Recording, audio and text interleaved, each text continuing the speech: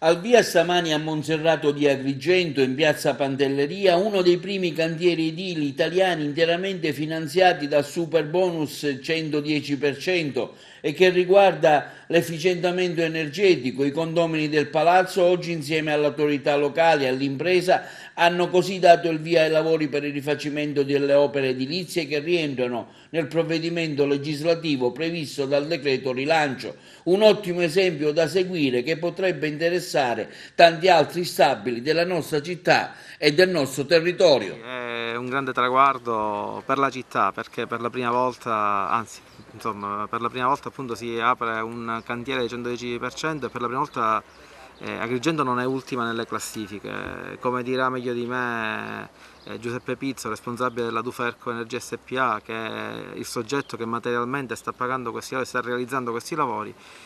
Siamo i primi nel centro-sud a realizzare interventi in condominio. Interventi che chiaramente non si potevano mai realizzare se avessero dovuto pagare condoni, perché parliamo di un condominio di 9 unità immobiliari, stiamo spendendo circa 700.000 euro, per cui capite che è molto difficile, insomma, per i condomini versare quote da circa 60.000 euro. Invece così, grazie a questo incentivo del 110%, stiamo rifacendo i prospetti, stiamo sostituendo le caldaie, stiamo sostituendo gli infissi. Metteremo l'impianto fotovoltaico, il solare termico, la colonnina di ricarica, la ventilazione meccanizzata per eliminare fenomeni di condensa all'interno dell'abitazione, quindi maggior comfort, maggior sicurezza, riqualificazione degli immobili. Ci interessa farlo vedere non perché vogliamo farci pubblicità, anzi in genere voliamo bassi, manteniamo un basso profilo, ma soprattutto perché vogliamo spronare chi ancora non crede in questo incentivo fiscale, perché è importante utilizzarlo per mettere in moto l'economia, l'edilizia, lavorano i tecnici, lavorano le imprese e si riqualifica il patrimonio immobiliare. Ci vantiamo di essere stato una delle prime società in Italia che ha fatto il 110% con i miei colleghi della Toscana. Oggi è partito il nostro primo cantiere del centro-sud qui ad Agrigento. Abbiamo creduto tanto nella comunità di Agrigento, in questo condominio, nello studio tecnico, nell'amministratore.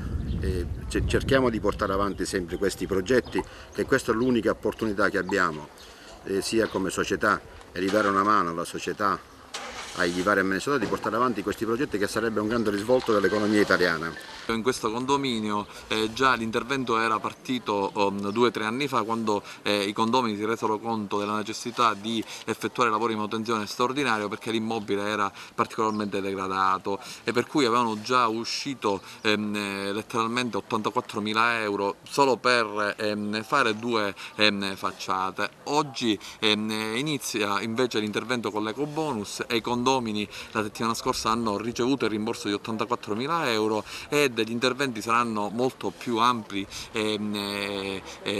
rispetto a quelli precedenti. Quindi il messaggio di oggi quale deve essere? Quello di crederci, che è una possibilità, non si tratta di una fantasia ma di una realtà. Questa è un'inaugurazione di un cantiere che permetterà agli abitanti di 9 unità abitative a Monserrato, nella periferia di Agrigento, di avere case sicure, ristrutturate, che consumano meno gas ed energia, e tutti questi lavori sono fatti a costo zero grazie ad una misura su cui ho lavorato personalmente, che il Movimento 5 Stelle ha fortemente voluto, che è quella dell'ecobonus al 110%.